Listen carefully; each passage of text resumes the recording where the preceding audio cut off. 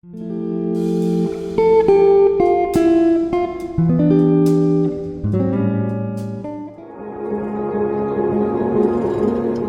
sinagogas. E nesse dia, assim como quando Paulo chega, começar a falar sobre a história.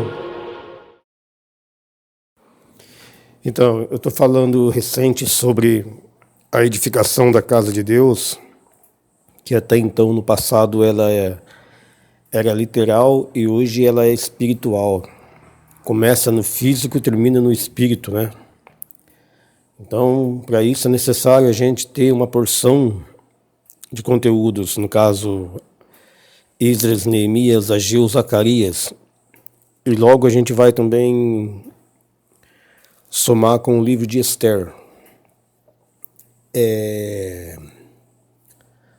Sobre esse tema, existem várias coisas para a gente estar analisando, porque eu nunca li esses livros da maneira que eu tenho lido recente.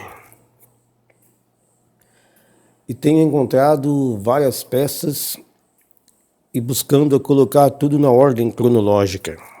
Por exemplo, hoje eu sei que Ageu e Zacarias, eles profetizam no tempo da edificação do templo e não no tempo da edificação dos muros, qual ficaria a cargo de Neemias.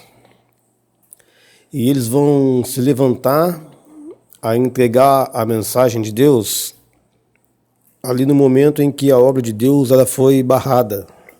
Os inimigos fizeram com que aquela edificação ela sofresse uma pausa. E depois, então, sob os cuidados de Dário, o rei Dário, a obra ela é ativada novamente, né? É como se fosse apertado o play novamente. Então é nesse momento em que os dois profetas vão profetizar.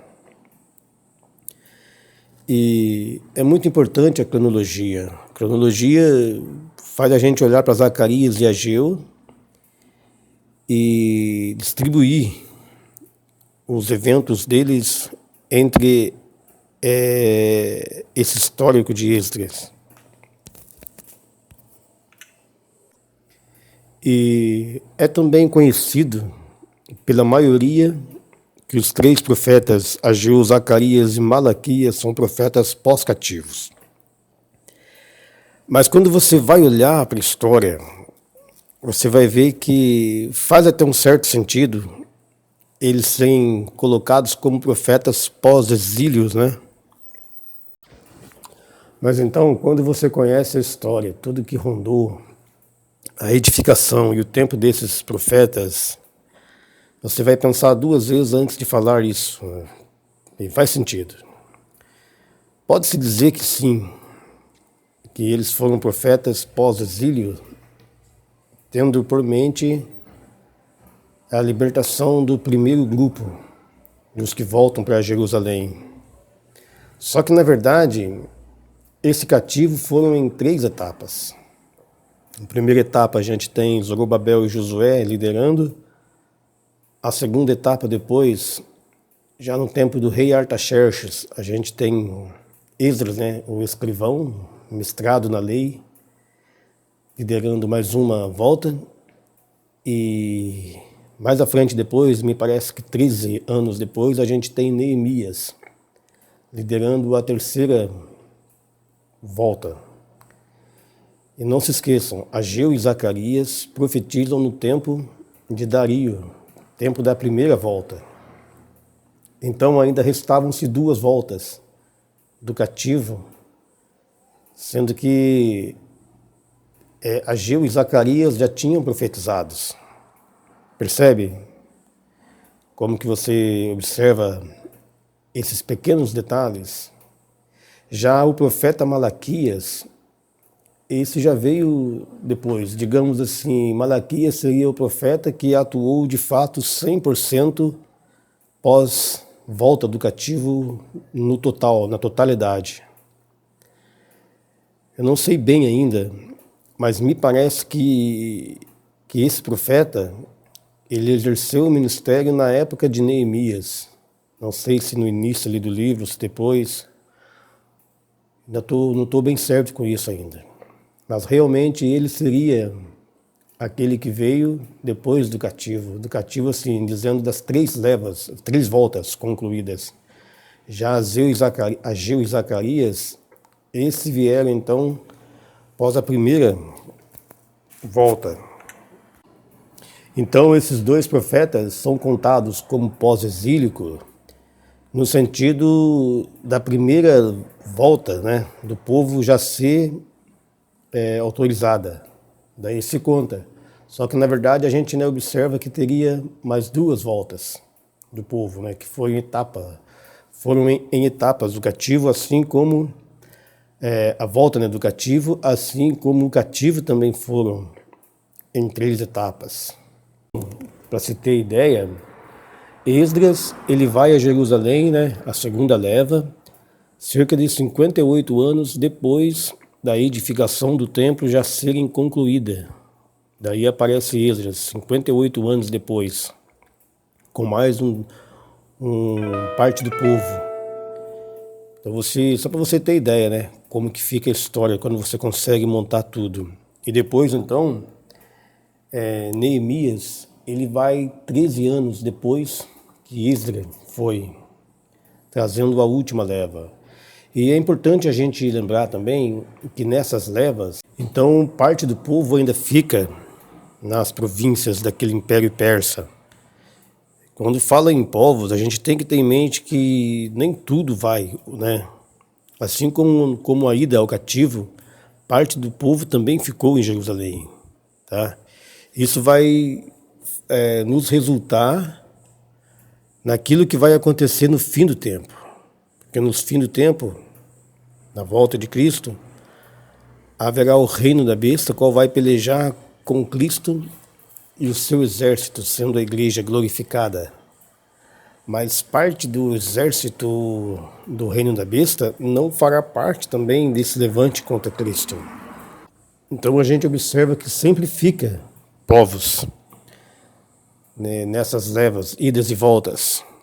Sempre fica povos, ainda que seja minoria, mas sempre ficam. E o povo de Deus já estavam se estabelecido naquele reino da Pérsia, adquirindo famílias, construindo suas vidas.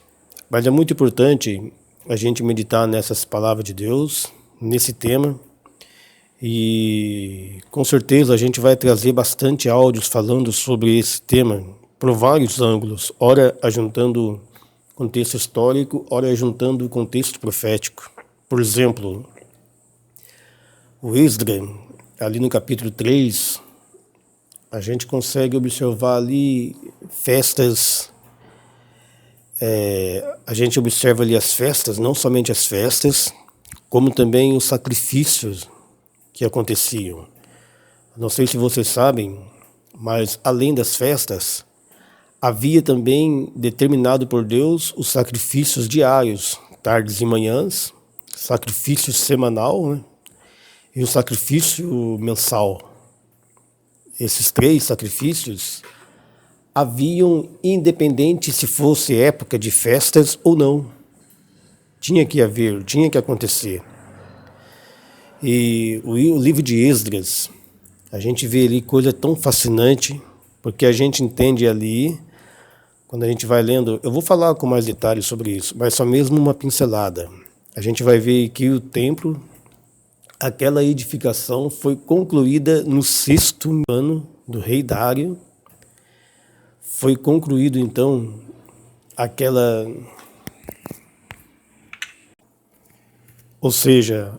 obra, né, a construção do templo, foi concluída no 6º ano do rei Dário, no mês de Adar. Mês de Adar é o 12º mês judaico, né? Sempre que você for estudar profecias, você tem que ter em mente o calendário judaico. Esqueça o calendário gregoriano, né? Esqueça. O único calendário que Deus estipulou e que ele vai respeitar nas profecias é o calendário judaico. 12º mês, então o templo é edificado. 6º ano do rei Dário. 12º mês, a gente sabe que nessa época não havia festas. em Israel, né?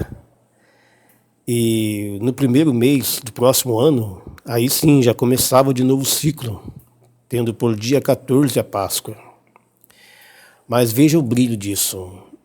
Isso ficou escrito não somente para aquele povo, ficou escrito para a igreja e principalmente para nós hoje, qual no nosso milênio, sexto milênio, a igreja ela vai ser edificada por completa, então Cristo vem arrebatada.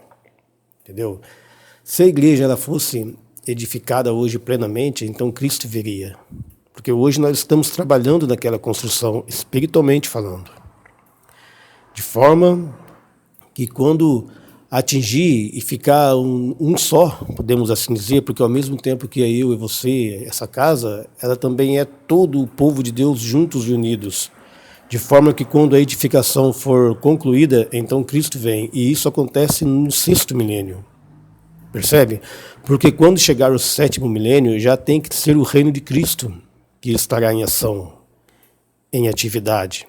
Então note que pelo fato de lá ela ser construída no sexto ano do rei Dário, Deus estaria dando um recado para nós hoje. É no nosso tempo, olha que privilégio, é no nosso tempo.